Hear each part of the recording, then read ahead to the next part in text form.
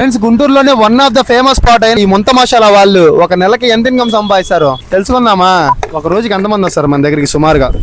మన దగ్గర డైలీ 150 నుంచి 180 మెంబర్స్ వస్తారండి. వచ్చిన ఎంత ఖర్చు పెడుతూ ఉంటారు? అసలు మన దగ్గర మసాలా స్టార్టింగ్ ప్రైస్ ఎంత, హైయెస్ట్ ప్రైస్ ఎంత? మన దగ్గర వచ్చేసి 35 రూపీస్ నుంచి 50 రూపీస్ దాకా ఉందండి. 50 రూపీస్ జీడిపప్పు, ఆల్ వెరైటీస్ మొత్తం అన్ని వెరైటీస్ ఉంటాయి. ఒక 15 వెరైటీస్ ఉంటాయి. అవన్నీ 35 రూపీస్.